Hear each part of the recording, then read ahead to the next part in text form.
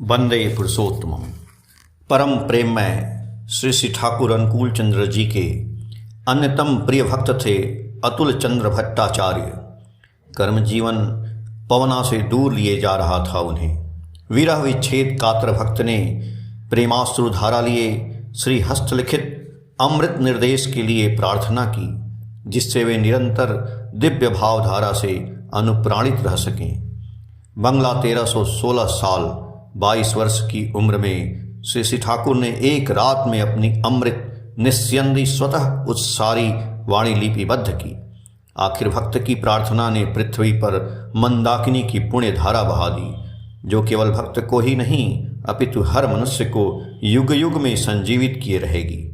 बंगला 1325 साल से मुद्रित सत्यानुसरण इस शाश्वत महावाणी को वहन कर चल रहा है।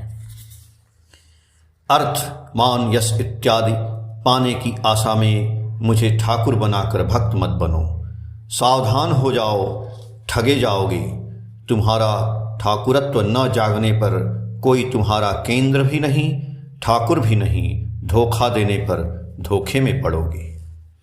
भारत की अवनति, डीजेनरेशन तभी से आरंभ हुई जब से भारतवासियों के लिए अमूर्त भगवान असीम हो उठे।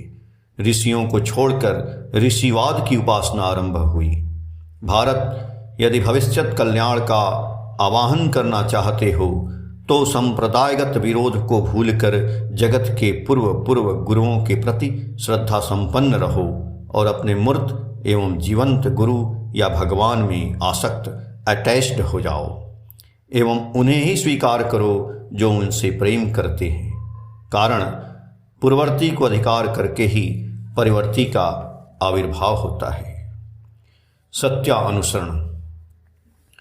श्री ठाकुर जी अपने हाथों से लिखते हैं। यह शुरुआत की वाणी है कि सर्वप्रथम हमें दुर्बलता के विरुद्ध युद्ध करना होगा, साहसी बनना होगा, वीर बनना होगा। पाप की ज्वलंत प्रतिमूर्ति है दुर्बलता। भगाओ जितना शीघ्र संभव हो रक्त शोषणकारी अवसाद उत्पादक वैम्पायर को। वैम्पायर एक तरह का जंतु है जो सुप्तावस्था में किसी जीव जंतु का रक्त चूसता है। स्मरण करो तुम साहसी हो, स्मरण करो तुम शक्ति के तनय हो, स्मरण करो तुम परम पिता की संतान हो। पहले साहसी बनो, अकपट बनो, तभी समझा जाएगा धर्म राज्य में प्रवेश करने का तुम्हारा अधिकार हुआ है। थोड़ी सी भी दुर्बलता रहने पर तुम ठीक ठीक अकपट नहीं हो सकोगे, और जब तक तुम्हारे मनमुख एक नहीं होते तब तक तुम्हारे अंदर की मलिनता दूर नहीं होगी। मनमुख एक होने पर भीतर मलिनता नहीं जम सकती।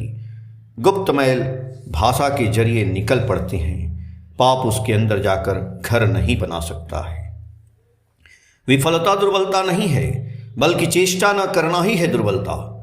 कुछ करने के लिए प्राणपण से चेष्टा करने पर भी यदि तुम विफल मनोरथ होते हो तो क्षति नहीं, तुम छोड़ो नहीं। वह अम्लान चेष्टा ही तुम्हें मुक्ति की ओर ले जाएगी।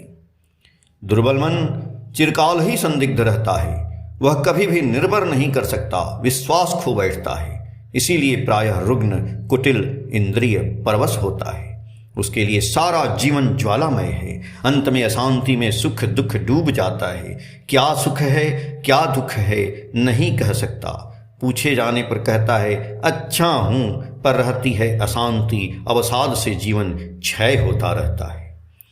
दुर्बल हृदय में प्रेम भक्ति का स्थान नहीं।